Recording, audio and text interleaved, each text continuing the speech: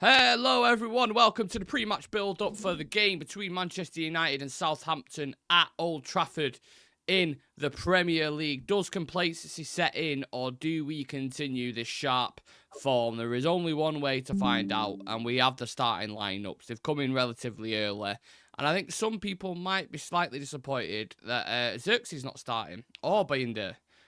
So make of that what you will, but this is the starting lineup. We have Onana in goal, back in goal. Feels like he's been away for ages. I don't know why. We've got Euro starting, which will be very interesting to see, alongside De Ligt and Martinez. So Harry Maguire drops to the bench, given, I mean, me and Dan spoke about this when we did the show yesterday, that, he was ill before the game, and then he played 120 minutes. So no surprise there that he is not starting. We've got Ahmad at wing-back, which Dan will be pleased about as well. Kobbie Mainoo and Ugarte in the middle. Mazraoui at left wing-back, we've not seen there for a long time. And then we've got Garnacho, Højlund, and Bruno Fernandes in the front three. Obviously, a lot of eyeballs on Garnacho at the moment, given the situation with Napoli. So, yeah, talk me through that team, Dan. Let's start with the back line. Goalkeeper, Onana back in. Is that the correct decision, or should Bayindir have got an opportunity, do you think? I'm not sure. I think with one great performance from Bayindir, I'm not sure whether he'll be able to kick out Onana from the starting lineup. But yeah, we should continue to give him the chances in the cup games. So that's for sure. So that's how you divide the game time. But not. At this point will not be the good point to. Good point. Good time to just shift the goalkeeper, because that will just develop that. Rivalry outside the football pitch. So yeah, I think the Onana was always expected. Then I think the defense line, Euro, De Ligt, and Martins, as we have mentioned, and we have already spoken about Maguire at the end of the game last game, and he was substituted out. Kind of exhausted he looked like. So that was for sure. He would not get started. But yeah, definitely good to have Euro back in the team. Could be the good point for him to come on the starting lineup just to with that, already we know that we need to control the pressure of that young player. So Yeah. I think instead of putting him from the starting in the previous games, this would be the better game, because previous games were kind of a high pressure games. So I think Southampton, and we needed him, and especially with the pace of he has against Southampton, I think that will work out well. So I think this could be good. But yeah, then again, Ahmad, I think, yeah, as I always mentioned, Ahmad, I like him to play on that position as wing back. Uh, yeah, that's Yeah. about the defense line. My thought. Yeah, the Euro starting there, it's interesting because I think I feel like it's the first time I've seen him start in a long, long time. I think he may have done it in the Carabao Cup before, but in terms of a full 90 minutes, if he does get that, it'd be interesting to see. But it's not as if we're worried, as if it's a kind of a new youngster or whatever. I'm not sure why you can't see the cameras on. We'll switch back to this screen for a minute. Sorry, people, if you can't see it. I don't know why. Let's just have a look. Oh no, you can now. That was so weird. Apologies about that. Yeah, I don't know why. It was technical issues. Apologies. Anyway, back to the team. Yeah, so Euro, I think, starting for a full 90 minutes, is, like I said, it's not like you've got some, youngster you haven't seen before, or he's kind of nurturing him into... You can see that he can hold his own in it with Euro, so there's no worries there at all, Dan. Yeah. Yeah, he has already played in the top level. So I think that, the pressure wise, it's not that, concerning. But yeah, good to have him. And I think this would be a great start for him to prove the full 90 minutes, because I don't think we will be substituting any of the center backs in this game, because we are out of the options. So, but yeah, Euro, you have seen that he has all the abilities, stamina wise, the strength wise, the speed, pace, the defense, and maturity, especially with that age. I've always mentioned, like, whenever I see Euro, and especially the tackles he make, that reminds me of the young Varane. So that there's no point to be concerned with him starting. But at the same time, I'm also not concerned when he's not getting the game time, because you know that with this lineup, with this setup, when you are using three centre backs, definitely, and if you're on the bench, you definitely will get the chances in the season. So I'm not concerned about his lack of game time. But yeah, at the same time, we have a top class player in our team with a centre back also.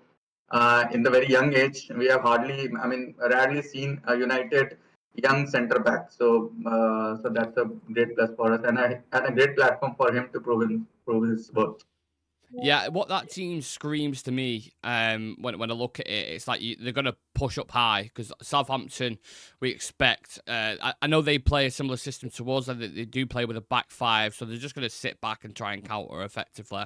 And what we're going to do is push on. You're at Old Trafford. The onus is on us to have the possession and create chances. So by having Euro, Martinez deleting your team, you can push up a bit further, higher up the pitch, leave a gap in behind. So if we need, recovery pace, or we need someone 1v1, Euro is the perfect one.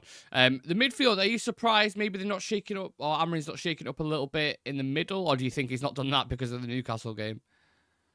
Yeah, I mean, even I would have thought, I thought like maybe we'll see some rotation in the midfield. Maybe at least one player will play either of Maino and Ogate, and then one Ericsson or Casemiro, one out of them, and then in the second half we'll just switch it up. Considering the time they have played, I mean, in the last game against Arsenal, especially with the extra time, and with midfielders, that they have to. I mean, they are the most. I mean, they are the players who run the most in any game, especially with United. With this setup, your midfielders needs to go up and down a lot more of time, and that demands stamina. But I hope at the same time it doesn't affect this game, because that Yeah. the players are very tired. And but then again, it was up to Amorim whether to take chance or not. With that the abilities of Southampton to hit back hard, and then you need a solidity in your midfield.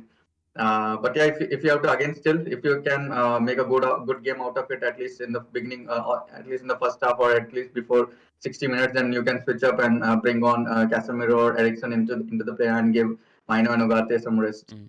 Maybe he's just going in with the mindset where it's kind of, get the job done, and then you can actually Yeah. start to take players off rather than doing it the other way around, taking a chance on a Collier or someone like that, and then having to bring them off the bench. Maybe it's, if you go 2-3-0 up, which we haven't really had the luxury of doing, have we? Let's be honest, for the past, for a long, long time. But if they do that, then when it gets to the 45, you can go Mainu, swap you out for Ericsson, Ugarte, swap you out for Collier, and maybe do it methodically like that. Hopefully, that's the thought process behind it. But it's not guaranteed that we're going to score goals, because this is what worries me the most about this. Not the fact that it's Southampton, because they concede shitloads of goals, but we do not create a lot of chances, do we, Dan? So is that enough for you, seeing that Ahmad's there, Garnacho, Højlund, Bruno? Should they be smelling blood tonight?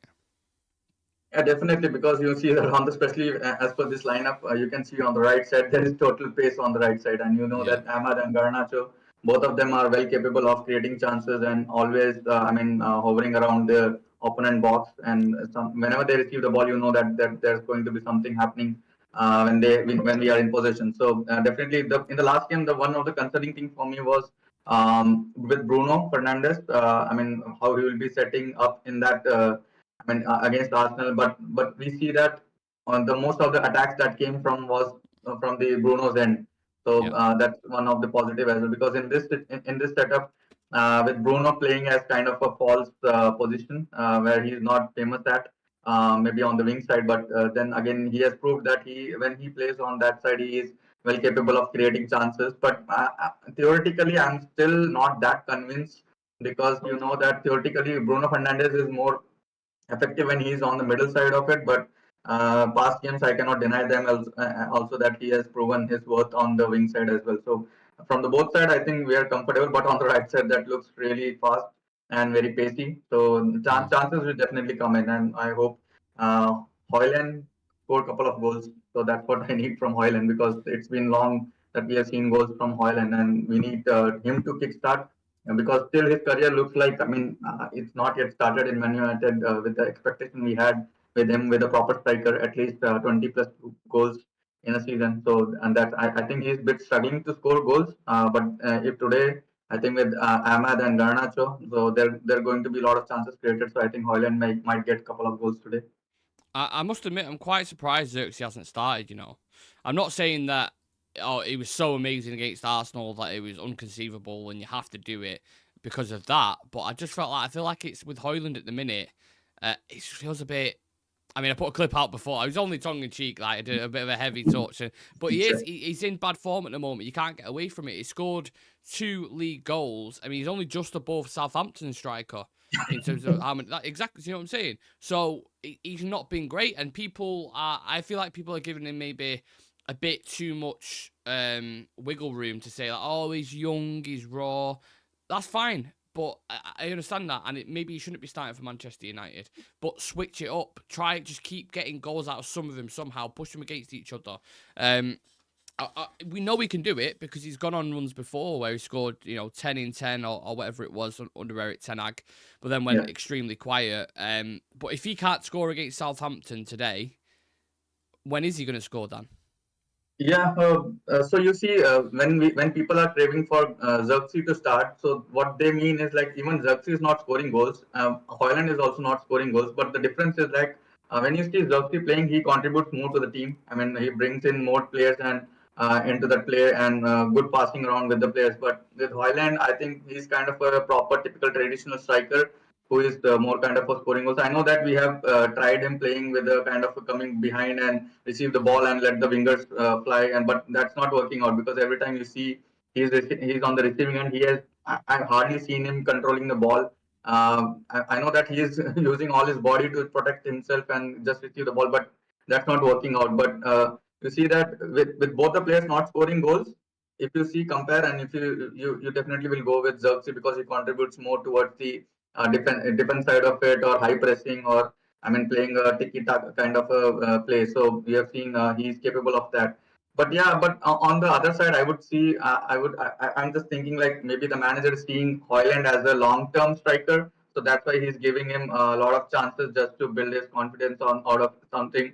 I think Højlund needs few games to kickstart his whole career at Manchester United. Maybe a couple of games continuously scoring goals will build up his confidence because that's what you need when you are playing for Manchester United. And there is no, there's no reason to call him that he's just a young player because that's not a place for him to call. Because if he is starting on the bench, then you can say that he is just a young striker whom we need to build him up. But he's now he's well capable of. In the previous club, he was scoring a lot of goals, and that the same thing he has to replicate here. And with a lot of chances we are creating under Amorim, so definitely the expectations are high on him just to score at least.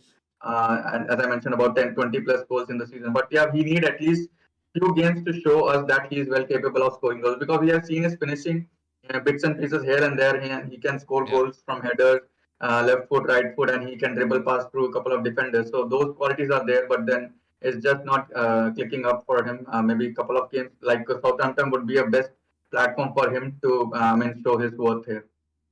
Yeah, it's because the argument is null and void, really, for me, because then it should be used for the rest of it. Because you get, Højlund's 21, soon to be 22. Amad Diallo's 22. Garnacho's 20. Kobbie Mainoo's 20. Ugate's 23. Yoro's 18, 19. So there's no excuse there. They're still doing the business. Yoro still looks capable. Amad still looks capable. Højlund needs to step up. And if he can't step up this season, then it needs to be a conversation in the summer to say, okay, well, maybe... Well, I think they will anyway, but maybe we need to bring in an experienced striker or someone who's a proven bagsman around Europe, and then Højlund can kind of learn his trade alongside him, or maybe we need to get rid of a Zirkzee or something along one of the areas we need to Højlund need to work on is his positioning because he needs to anticipate where the ball is going to end because whenever you see our players are attacking, he's not in the right place at the right time. So that's what is all about a striker. You see the players like Alexander Isak and Watkins and Harry Kane. Those players are not like they go past just dribbling and bypass 5-4 players and just score. They are not that kind of players. So they are the only. The plus point of striker in Premier League it needs to have is they need to be at the right place at the right time, and that's what is missing with Højlund because you've seen we hardly go past on the wing side and just cross it in. We hardly do that job, but whenever we do that, nobody's there on the end of it. So that's where Højlund needs to be, at least in the small box near the goal line. Whenever we have wingers on their corner side. Also, everything you just mentioned, all those players you just mentioned as well, sorry, they're all technicians. Like, they're all good with the ball at the feet. I remember a goal Isaac scored against Bournemouth, it might have been. He was in, like, the white and green kit, where he was on, like, the side, and he skinned, like, 3 or 4 players. You never seen Rasmus Højlund do that in your life. Or when Kane drops deep and he sprays those passes in behind, or, to Son, or when he was at Spurs. Like, they're all brilliant on the ball, whereas I look at Højlund, the fundamentals, and are still not even there yet. Like, his first touch is awful, really. He's always wrestling with centre backs. Yeah. You know, his positioning, like you touched on there, isn't great at all. So he needs a lot of work, Rasmus, and I don't think he should be starting for Manchester United. But equally, you know, you look at our subs bench, we've got Bayindir, Maguire, Malacia, Kunkonke, Eriksson, Casemiro, Antony, Collier, and Zirkzee. You'd like to think, you know, if he's not doing the business, someone like Zirkzee maybe should have been on the pitch anyway, given the nature of how Southampton play. They're going to sit deep. We need, you know, Zirkzee maybe dragging him out of position and then feeding Ahmad or Bruno or whoever it may be. I don't put Zirkzee in a bracket of kind of a traditional striker, so that's where I'm not convinced whether we can start Zirkzee. Maybe not as a striker, but maybe if you start him as a number 10, I'm all for it. But then you have Bruno on that place, so that's where even I'm in kind of in dilemma whether to put Zirkzee on a kind of a striker role or whether to put him on the like a second striker kind of a player. But because whenever we have put him on the striker role, we have not seen goals coming in. But we all know that he's capable of. I mean, playing as a team player is good, but then again, when it comes to scoring goals, both the strikers are struggling. So even I'm still not convinced whether he's fit for this formation to play him as a striker, but definitely for a kind of a player behind the striker. So he's doing that job very well, and because he's whatever we are trying to do from Hoyland to drop back and just hold the ball and hold the play. That Zirkzee is kind of I have seen that he's well versed with that. So in that area, I'm fully convinced with Zirkzee. But then when it comes to scoring goals and kind of a strong striker, I'm still not confident enough with Zirkzee. But yeah, but I'm still okay with that because you need even I don't see Zirkzee as a long-term striker for a striker answer for us. So with Hoyland, with a very young and a lot of money we have already put on him, I believe that Hoyland is a future striker for Manchester United. So that's where I think even Amorim is taking a lot of chances. But Zirkzee, I think yeah, for a bench role, he's the perfect player for us. But as a lone striker, I still don't rate him at that much level. Yeah, Chivy's still waiting for the day that Zirkzee and Højlund start together. He's been trying to push that for ages. Maybe we'll see a combination today if we're struggling. But Chivy's saying he would have started him, and he's loving the fact that Ahmad's at wing back. Lumen saying big up. Smash like the video if you are just joining and you're a fan of that team, or just smash like even if you're not anyway. James McGregor is saying I need to see Zirkzee driving to get into the box. Once he's linked up play, as soon as he releases it, he needs to have the power towards that area, and I think as soon as he starts doing that, he'll be starting. That's the exact thing that he did against Fulham, if you remember, Dan. The goal that he scored against Fulham, he dropped deep, didn't he? He played it out wide, drove into the box, and it was either Casemiro to Garnacho, was it? And then Garnacho to Zirkzee, and he kind of flicks it in. So we've seen evidence of that. Yeah, that was a proper team goal. So that's what we even demand from Hoyland as well. So he should learn from Zirkzee in that terms. Like I've seen most of the time Hoyland is asked to drop back, and whenever the very first step is missing. Like when a player gives the pass to him and he is unable to control the ball. So that's what it's all meaning and missing. And with Zirkzee, we can see that he's good on the ball. And especially with that kind of a role, he's well versed with that. I mean, whenever he receives the ball, he just controls the ball and keep the ball with them and let the wingers make the runs and then pass the ball to them.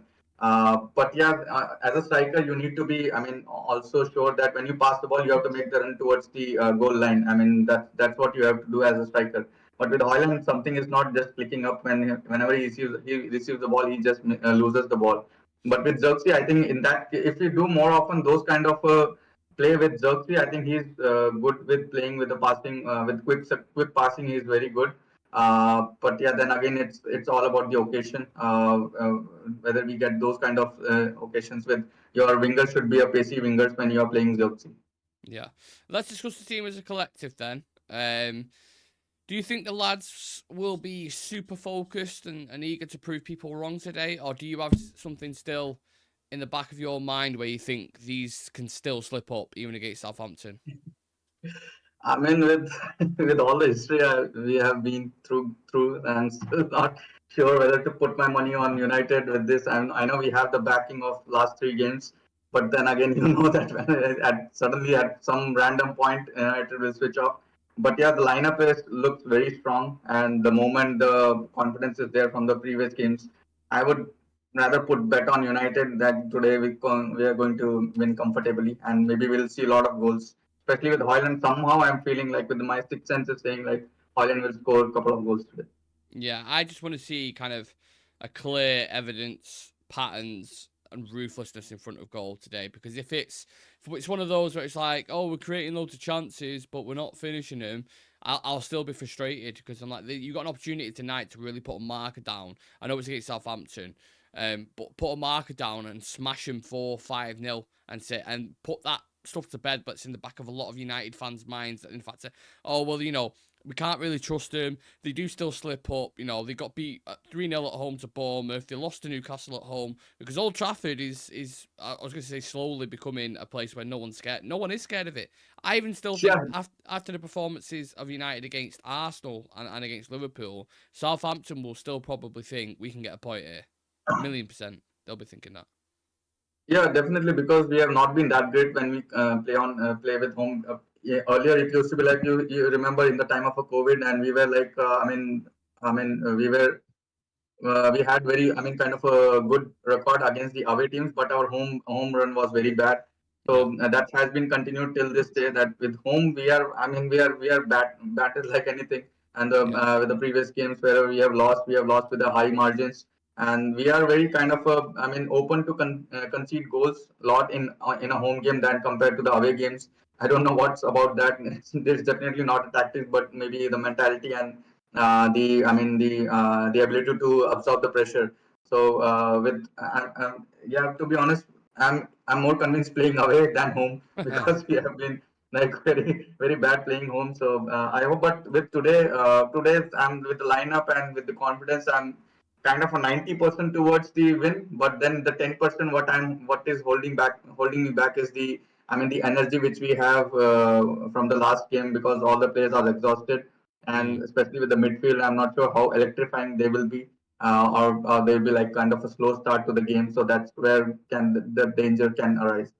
I'm sure the coach of Southampton will be stressing that as well. He'll be saying like, look, these boys played a lot of minutes, during what have you, during the FA Cup against Arsenal. Like, we need to get on top of these, and we need to press them when we can, make it frustrating, make him irritated, do whatever we can to get away from this stadium with a fucking point, basically, is what they're going to be saying. But they have talents like Tyler Diblin, for example, Dan, who can cause problems, and you saw him cause problems with Dallo in the last game, so he's one to keep an eye on. Yeah, definitely these players. Especially if you see that they will be looking at the lineup, and also on the. Though attack wise we look very solid, but then on the other hand, if you see that with Ahmad and Garnacho on the right side, they will be looking out for. Most of the time you will be seeing them on the opposition half, and then again on the right hand side with Euro. Will be isolated, I guess, because with Ahmad and Garnacho, both of them involved in the attack.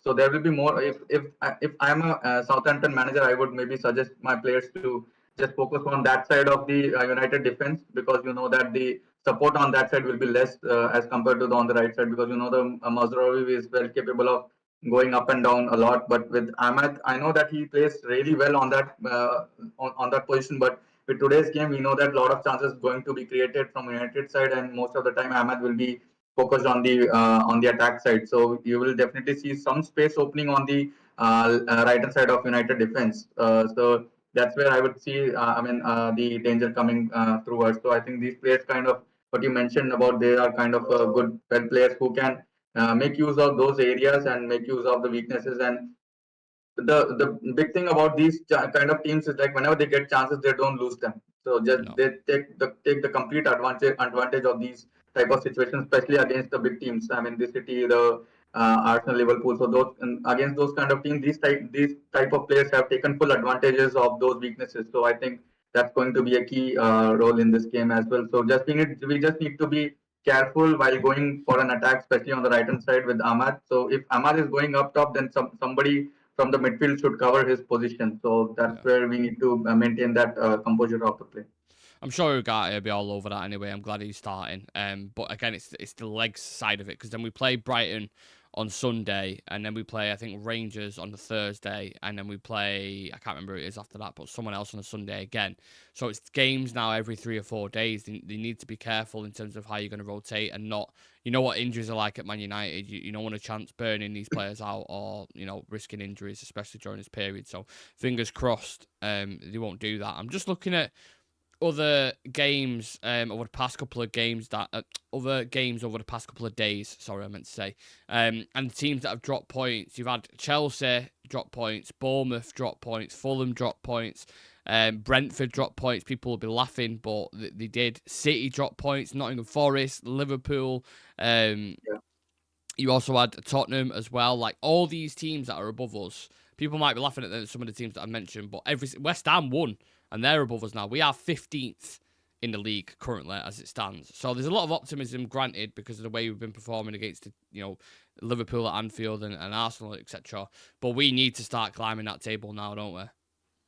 Yeah, and what not this chance just to take it because you know that all the above teams have dropped points, and you have a very good chance, and especially against not traditional top 4 teams, but against the Southampton, who is kind of a mid-table team, and you need to show your consistency in this game, and if you win, and that's what it matters. Like when other team drops point, that's the chance you need to take it, but with United in the previous years, we have seen that whenever there is a chance where we have an occasion to go climb the ladder, then then we just bottle it down. But as you mentioned, that most of the teams have dropped points, so that's the occasion which we look out for in the remaining season as well. When you see all the teams needs to drop point, and you will be looking out for all the other games, and this is the most, the best scenario for United when all the other teams have dropped points.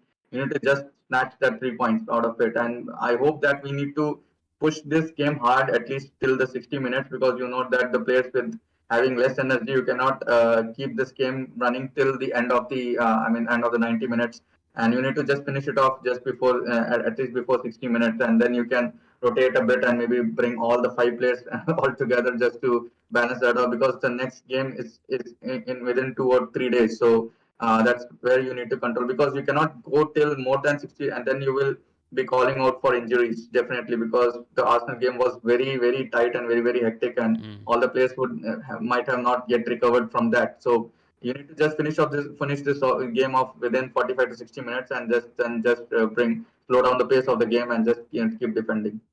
Do you know what the most depressing thing is, Dan? Even if we win the game today, we only go up to 12th. We'll go above West Ham in 12th, who've had a shocking season. And not only that, currently at the minute, we are 15 points off the top 4. 15 points. That's 5 games you have to go on a winning streak with the other team dropping all the points in every game to catch up to him. Like, that is just, with how many games we've got? We've got 18 games left. The top 4 is just out of even conversation in it at this point. Yeah, it would be, kind of hard to say that. It would be foolish to say that still we can hope for top 4, but yeah. I think that we should not keep that hope for that, but at least somewhere around 5, 6, 7th or somewhere that region you can focus on, because you know that the teams will be dropping points a lot in the second half of the season, because the consistency matters in the second half, and especially from our side also consistency will be the key, and you need at least 3 to 4 games continuous win. I think it's a very long time we have seen like 3 to 4 games. I don't remember where we have seen like continuously win. We had 3 to 4 wins in a row, and that's what we need to have in the second half if we have to save this season, at least to have a decent, kind of a decent respect. Other than that, if you then you can focus on the other league, the cup games in Europa and the FA Cup. So I think this season the best would be to get somewhere around 6th or 7th, and then finish up with at least 1 trophy. So that would be the max we can get out of from this season. Do you think we need to do any business in January? No, I don't think we'll get out any player because with the pace we are going and with the link, it's all about that, just the initial link with the players, and there is no until or unless at the deadline day we get some player with some random players. I'm still not sure we'll get some like kind of a high profile players whom we are already looking at. But then No, but maybe, do you think we should not if we will, but oh, okay, okay, would you okay. personally? Yeah, personally, I would. Yeah, I would go for at least one winger because you know that with Garnacho and Rashford career still hanging on the air, and especially Rashford, you don't think he'll be coming back soon. So I think we need at least one player from the wing side because there are moments like this today when you want your best winger who is Ahmad, who is playing as a wing back, and you're not having any backup in the winger side with only Garnacho, and you're not yet sure whether he'll stick to the team till I mean he will Mm. not. He will be in United. So definitely you need one winger, proper winger who is kind of a starter, and that's where I think one winger may be coming in. But with midfielder, I don't think we need a midfielder because already we need to offload the already the players in already in the bench. So that thing, if we offload and then we need to get some players out of the market. That's But yeah, one winger for me should come in. that's it for me. I think if you're there's a lot of talk about Garnacho going to Napoli at a minute. And there's even talks that they could find an agreement because Napoli are willing to go higher than the 40 mil bid or whatever it was.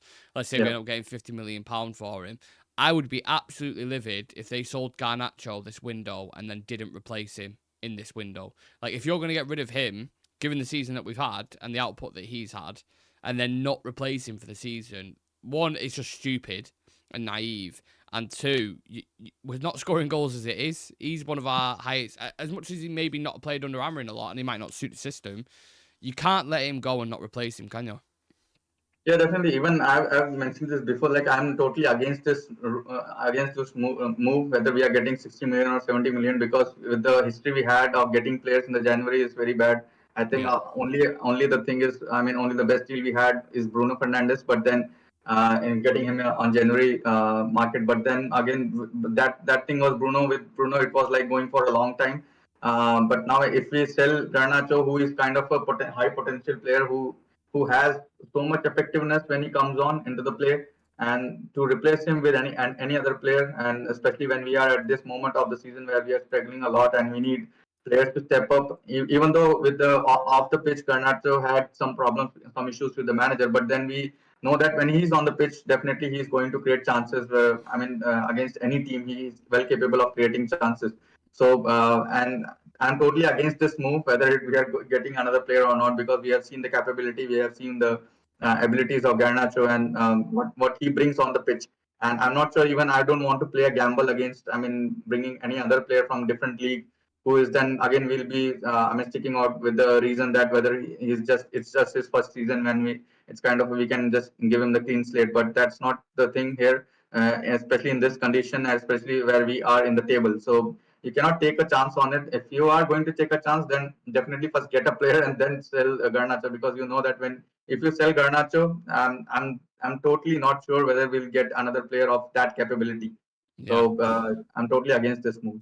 I agree. I'd love to hear what everyone else thinks about this. Andy's saying City have signed another player, that Egyptian guy that's banging in goals. Yeah, Marmoush from Frankfurt. So, I think they've signed. And that they're signing him when City are about 15 points above us or 10 points above us or whatever it is. Like, we need to bring in players. If you let Rashford and Garnacho go in the same window with no replacements, it's a sackable offence. Agreed. I absolutely agree with that. yeah. They need to find someone suited to Ruben's system. If they cannot find this player, I'd rather not get anyone and wait for summer. Also, if we sell Garnacho for 60, we can spend up to 250 million. But I don't mind him selling Garnacho in the summer because they'll replace him in the summer. Yeah. Yeah. That's the difference. In this window, they won't replace him, so I'd rather keep hold of him. Same thing. I was a little bit like that with Rashford. I'm not gonna lie, because I was like, okay, you're gonna let Rashford go. You want to put up his value like we did with Sancho, basically at Dortmund. You want to send him out on loan. He picks up a bit of form and he looks attractable again to clubs who are willing to invest in him. Right, that's what they want to do, which I understand. But also, if you let Rashford go, you're still letting an attacker player go from your squad. You're still one man down, whichever way you want to look at it. So I would like to, like, Kolo Muani, for example, would have been a perfect one, Yeah. because Rashford's going, you bring him in, it's a 6-month loan, it's done. I don't see anyone else now on the market who's a 6-month loan, because Kolo's gone to Juventus now, I think. So there isn't an option now.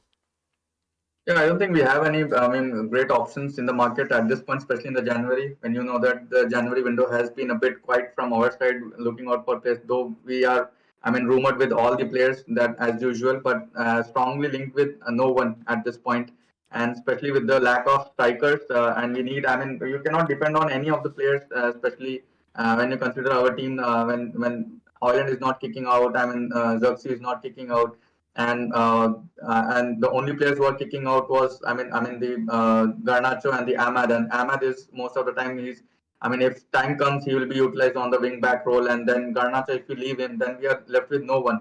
Hmm. And in the market, if you see, there is no, I mean, well, I mean, there's no player whom you can depend on. I mean, at this moment, who is available. So there are no such players available in the market whom you can straightly go in and just play him from the very first game Mm. of the, I mean, when he comes in.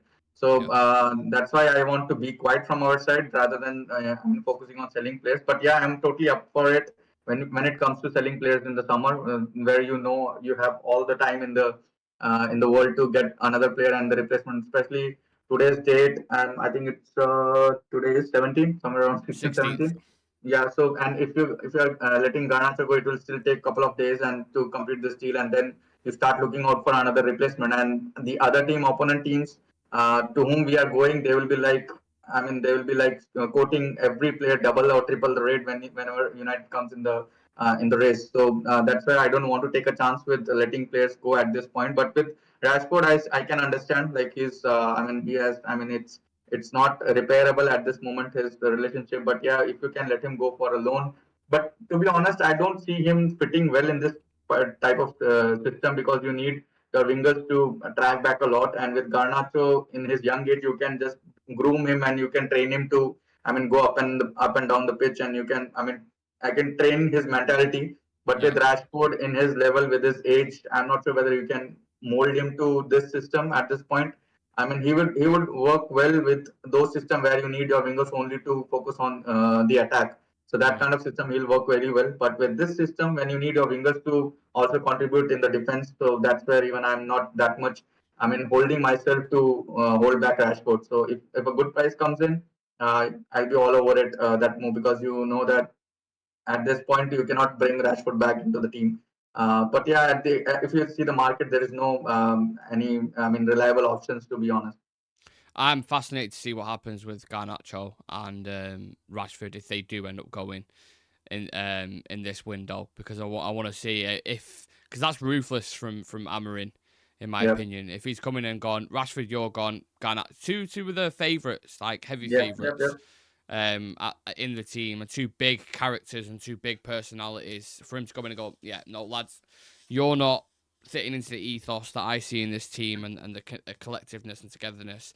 And it's probably the best time to sell Garnacho, because if you've got another season, let's say we wait until the summer and we sell him, that's fine. But then if you do Yeah. another season and he's not getting into the team, and it Mm. kind of goes a bit stale, his price is just going to go bump. He's still had a relatively good season so far, improved on last season. There's obviously a huge scope for potential there. Antonio Conte loves him. You've seen the track record, and we always speak about it on this channel, of United players going to Italy and being successful. McTominay, Smalling, Darmian, Alexis Sanchez, Lukaku, like the list is fucking endless. They've all been relatively successful there. So players will look at that, and also coaches in Italy, and be like, we'll absolutely take him, because we need a replacement for Kvaratskhelia. He's young enough, Yeah. and Conte can work. And Conte knows Premier League players, you know what I mean? So Mm. Mm. it makes sense, but I'm just fascinated to see if they let him go in this window. I really am. We've got UTFR saying we're not letting Garnacho go, not for 38 million. Do want Napoli. Andy's saying I reckon 50 million will get him. Charlie's saying the rumour is the bid will be 60, 70 euros. And if that happens, there will be a yes. It would have to be 50 million plus sell on percentage and attainable paid targets. We'll get into just the last thing on Garnacho, because we've got a few other things that we need to discuss before the game actually kicks off, Dan. How Yeah. much is he worth, in your opinion? And state your reasons why you think he's worth that. I think he's worth at least somewhere around 65 to 70 million, to be honest, in this market, especially for the wingers and his age and his abilities, whatever he has shown. he has not been. I mean, he has been regular kind of a consistency to Yeah. be more threatening while attacking has set his price already above 60 million. So that's what we are. Even if you say the other side of it, I mean, if you reverse the order, if you are going in a market and getting Garnacho kind of a player, will be asked for 80 million plus. So that's why realistically I quote somewhere around 65 to 70 million for Garnacho with this young age, and he's developing a lot and very quickly he's developing because you see that the game intensity with what intensity he plays, and he even contributes to the defense side of it. So that's everything. He's kind of a total package for a winger to be having, and especially the big plus point in his case is the age factor. He's very young and still top of his he's yet to reach his top level of his career. So I think realistically 70 million, somewhere around 70 million, if we get that would be great. But if I don't think with January we'll get that much amount of No. it until or unless though the opponent team is very much curious to get a player of a replacement. But in summer definitely we can get somewhere around 70. But on the other side, as you touched about, we cannot stick with them for more than 1 year, especially considering the style of play we are going with now. With already, I mean, he's playing kind of a bench role. Definitely, we need to, if we are going to sell him, then definitely with summer we need to sell him. That would be the great position because his future at United with this system, I'm still doubting it because you know that you need kind of players who are more specific to these kind of roles who already are playing in that kind of a system. You need those kind of a players, and Garnacho is not that one. But I won't deny that his ability is everything. I won't deny it. But that's the way how it is going to be because you know you're not sure that Garnacho will be a regular starter next season. So that's Mm. where you want to make most money out of it. I'm kind of torn because the market works in strange ways. You can look at a deal like Anthony, who went for 85 million, and you're like, well, United are just idiots for paying that, for example. And then you look at the deal that, I don't know, Arsenal, let's say, who got for Trossard when he first came in, £30 million, who did amazingly well. I know different ages and stuff like that. But I look at those kind of things and I'm like, what is it? It's whatever the team's willing to pay, right? So Kvaratskhelia has just gone to Napoli for to PSG, sorry, for 70 million euros. I think it might be. Kvaratskhelia is a better player than Garnacho. Yeah, A much better player than Garnacho, and he's only a couple of years older than him.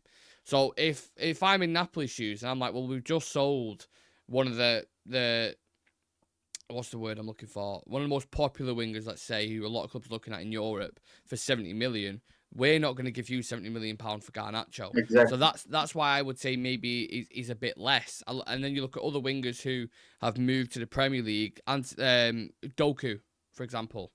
Right, Doku moved to Man City for 60 million quid. Has he really done much since he's had a good first couple of months? But he's been pretty average, right? So then you're like, well, Garnacho, I would say, probably has more potential than Doku. So he's got to be 50 or 60 million, surely. Yeah, surely for 60 minutes, especially with the age and the potential, still he has not reached the top level of it. And with this ability, what he has shown to us, definitely 60, 70 million would be the minimum for him to get. But Yeah. yeah, definitely, I'm not sure whether we'll get that much of amount in kind of a winter window, because you know that the clubs are more reluctant to save money for the summer transfer window than until unless they are very in a dire situation to get a winger and get a player, and that may not getting a player will affect their whole season. In that kind of situation, they'll be willing to put their money up on the table. So that's where even with Bruno Fernandes, I think we got him for a cheap amount with the effect he had on the team. So that's where in the winters, especially, you see that the amount of clubs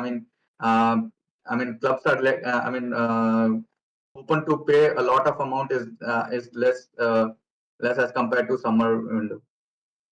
Yeah, for some bizarre reason, the screen's just gone off. I don't know why it keeps doing that. I'm looking at the YouTube feed and the screen's gone off and then it's come back on again. Irritating. Anyway, let me read out some stats for you whilst I sort my head out. Manchester United are unbeaten in their last 15 Premier League games against Southampton.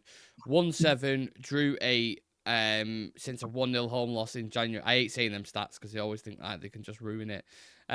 Southampton have lost 13 of their first 14 Premier League away games against Manchester United, but have since lost just 3 of their last 10 visits to Old Trafford, so they've picked up quite a few draws as well. They are winless in their last 17 Premier League away games. That's for Southampton, a terrible record.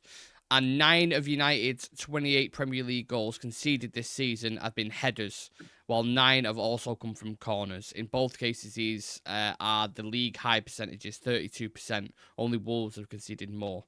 That's it in the league. So corners are something, to be honest with you, I don't know how great Southampton are at corners, but you know these kind of teams, when you do play them, the only opportunities that they do get really done is set pieces, corners, and counter attacks, in it.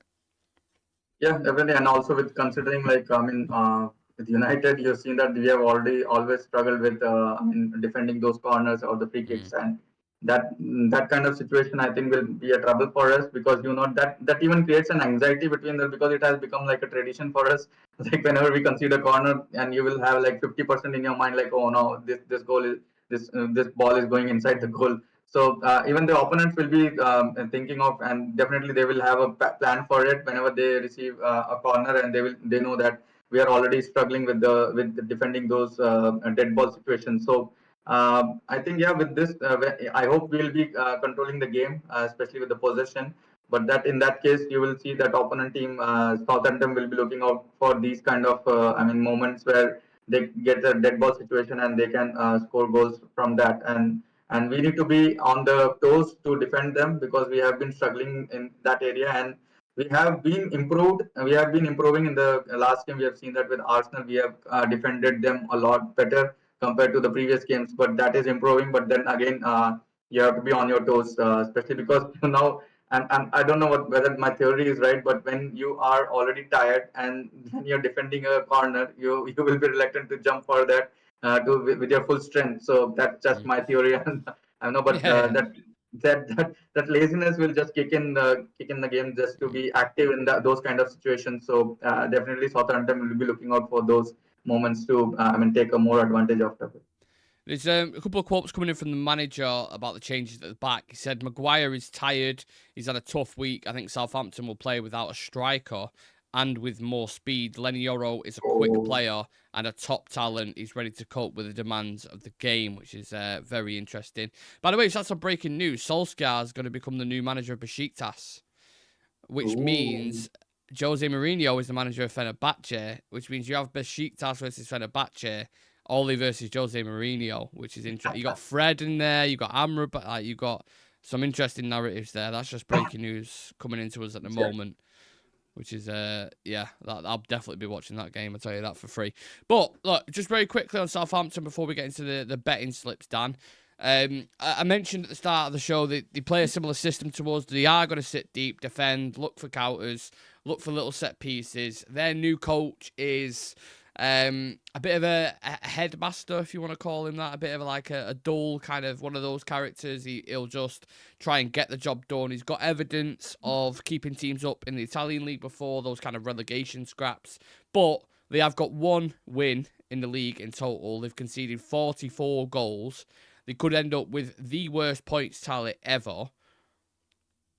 How much percentage do you give them in this game that they can get a result, in your opinion? They're just like a random team. Like they will just be like 100% in the game, and then again suddenly goes to 0% in the game. Yeah. So we have seen the last two games like totally different games, where they have bossed the game with 3-0 win, and in the previous games they have lost with a very heavy margin like 5-0. So it's just kind of a random thing for them. But yeah, with United, you cannot be sure. Like we have been we are playing a Robin Hood game a lot of time. Yeah. You see that the struggling team, we just drop points as it is. But yeah, with today, I think with all the focus, with all the confidence from the previous games, I think the players will be charged well to get a good result out of it. So I think I would say, rather than kind of a 20-80 towards Manchester United. So that's what I'm going with this game. So yeah, but then again, what I mentioned about the 10% of me just thinking about whether they'll be tired or not from the previous game. So that's what is holding me back. Yeah, it's a good point you make, to be fair. I almost feel like the Premier League and the Championship need to agree on like a league in between them, because what you're seeing at the moment with a lot of teams that are coming up in your Southamptons and Leicesters, like they're not quite Premier League quality, but then they're always too good for the Championship because they always get promoted. So I feel like they need to create a league of like 10 teams in between the Championship and the Premier League. So you don't. It's weird. It's weird. That's happening too much now. Clubs coming up and then the exact same teams getting demoted back down to the Championship. And Southampton fit that narrative. But look, we've spoken a lot. We covered the full game, basically, and any possibilities that can happen, any worries, how we feel about the team in general, and what we expect. But now is the time for our betting slips, Mr. Daniel. So, do you want me to go first, or are you going to go first? You can go for it. I have a couple of in my mind. I'll just think about a couple more. This is on the spot, so I've not even thought about it myself, to be honest with you. I doubt United players are likely more to get a booking because we're going to have a lot of the possession. So, Southampton players, whoever's the most booked player, let me find it out actually whilst we're live. I'm guessing it's going to be like Bednarek or one of the centre-backs who's had the most yellows because they defend a lot and they are always kind of the inferior team. So, the most booked player is... Let me have a look. Excuse me. Flynn Downs it is actually. So there we go. So Flynn Downs to get a yellow card. That's what I'm having. Bruno Fernandes to score or assist is what I'm having. United to score 3 or more goals. I know that's quite a big one for us, to be fair. And I will say Garnacho to have 2 shots on target as well. I would go with Højlund scoring because I just getting some sense that Højlund will be a star player. I mean, kind of a man of the match performance from Højlund, and 2+ yellow cards in the game, and 1 corner goal from the corner set piece goal, and a clean sheet for us. Okay, clean sheet, very nice. I'll take that. Yeah. So score prediction. I'll go with, I think 3-0 United. Yeah, that's probably safe. No more, no less, probably 3. But I mean, my mate put a bet on before. He sent me a thing saying 6-0. I was like, we're not beating them 6-0. I'd love it. That's all we want. 3-0. I'll take that. Easy, clean sheet. But I think they're going to make it hard. They're going to make it hard for us. I know Southampton are shit, but they will make it hard for us to break them down. So, I mean, UTFR's going straight away there, 4-0. I expect us to blitz them. Tonight, Charlie saying Ten Hag should become the manager of Galatasaray, and you've got a proper trilogy of United ex-managers there. I think he's going Dortmund, from what I hear, which would be very interesting because they want to sign Rashford on loan, Dortmund. So imagine Ten Hag goes there and then he's crazy. The stories of Casemiro going to Saudi looks to have been untrue, but there are stories of Cas going to MLS maybe in the summer. What was Ahmad's pay bump? I'm not sure. I haven't seen anything released on that. I'm guessing he's on about 120 to 150. That would be my initial guess, but I actually don't know. They haven't released anything on that. And they've probably not done it for certain reasons because everyone's so focused on wages, aren't they, when the players sign new contracts. But anyway, I'm rambling on. 3-0 we're going with, hopefully. I mean, the main message, I think, from both me and Dan in this situation is make it convincing. Don't give us any worries. Or don't have a slip up because it's back to square one again then. All that hard work that you've had, grafting against Arsenal, grafting against Liverpool, beating City at the Etihad, all of it goes away if you drop points to Southampton today. Every last bit of it. So win this fucking game. That is what I will end with. Thank you to Dan for joining me. Thank you to everyone else who's been getting involved and interacting. If you would like to subscribe to the channel, we are on 10,904, so we're 96 off 11k. So yeah, if you've enjoyed the content, hit that subscribe button. Me, Sam, and Chivy will be live for the post-match reaction as always. Hopefully, we'll see you guys there and enjoy the game, people. With a smiling face. With a smiling face, more importantly. Absolutely. Thank you for